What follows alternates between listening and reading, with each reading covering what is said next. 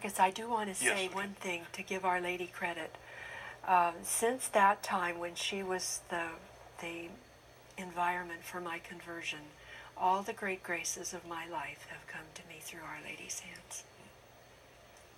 So I have the greatest debt to the Blessed Mother, to the Eucharistic Jesus, and to religious orders too, because where would I have been if Brother Richard hadn't taken me under his wing and answered all those questions? I'm assuming that in his letters, even though you're shocked when you saw the mural of Mary, but yet his seeds had been planting to help. That's what the Lord had used to ease your way, to be open to the truth about Mary. You just said how all your graces have come through Mary, but our audience may not understand that she points to Jesus. Oh, absolutely. Yes, that's all the Blessed Mother ever wants. You know what she said at Cana? This is my son. Do whatever he tells you. Yes, thank you for bringing that out. And the other thing I wanted to mention is that in many of your books, you focus a lot on saints. How did you come in your own spiritual journey to recognize the place of saints in our spiritual journey? This was very interesting. You know, from the time I was a little girl, very little, I was attracted to human goodness. I just love good people. And when I entered the church, among the many riches that I found there was to discover the saints. And the saints just have accompanied me on my journey. I asked their prayers just like I asked the prayers of my friends and relatives, and like I asked the Blessed Mother to pray for me. And it's amazing how God sends me saint companions. When I had children to raise, he sent me St. John Bosco with his prevention system. And I raised my children according to Don Bosco's prevention system as best I could. And when I faced terrible illness, kidney failure, dialysis, years of near-death experiences, so to speak, he sent me Padre Pio, who, when I felt so badly that I wasn't suffering nobly, Padre Pio explained that we're made for happiness, so of course we don't want to suffer, and that as long as we, at the apex of our will, want God's will, it's okay to moan and groan and pray the prayer I used so much at that time, help, Lord, help. And you wrote a book about Padre Pio, Meet Padre Pio, which is available here on EWTN's catalog.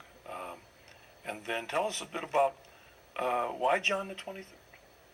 Well, I think God knew that I needed John as a companion. It's taken me 4 years to produce that, and now I'm talking about him quite a bit, so we could say we're going into our 5th year together.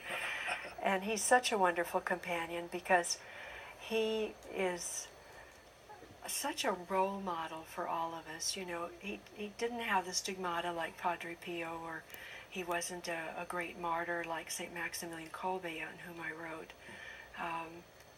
He was out there in the world dealing with the demands of his huge extended family, his siblings, nieces, nephews, parents, and his work, having money situations, having his stresses from demanding bosses and sometimes jealous colleagues. One of them got him sent to Bulgaria for 9 years. And he just, he had to deal with these human things that we all deal with. I mentioned to you before the show that with all the stresses he had in countries like Bulgaria, where he was hated for being a Catholic, and then he was in Greece during World War II when they were invaded by the Italians, and he was doubly hated. He knew loneliness. He knew what it was to be rejected, to be persecuted, and all those stresses led him to be a stress eater. And I think in a way this is wonderful. You know, so many people think that they can't be loved unless they're thin, and we have people who suffer from bulimia and anorexia. John was the greatest person of his time as far as being loved by the whole world, and he was fat. So I see that as God, using everything. But he struggled. But then when he was on the diplomatic circuit, where sometimes they were served a meal of 32 courses, you know, and if you don't eat something, that's offensive to the country that's hosting the meal. So one thing I've wondered about is, given the places that he was sent, where, as you said, he experienced great persecution and hatred, though he was trying to make inroads for the faith in these places, yes. that I wonder to what extent those experiences shaped his receptiveness to the Holy Spirit in this call for the council. I believe that God was preparing him throughout his life for the council that he began. Of course, he wasn't there except for the beginning of it, and that at that point he had stomach cancer, and he knew that his contribution was the suffering.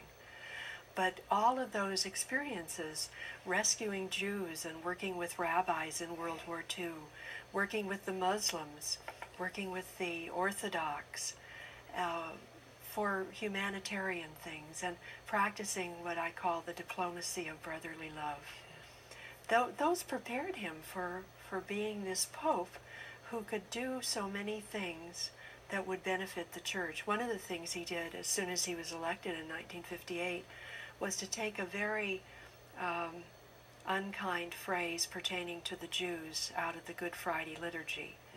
When it had originally been written, it probably wasn't so bad. It just meant unfaithful, but perfidious came to mean, you know, the worst kind of treachery. And so he had that taken out.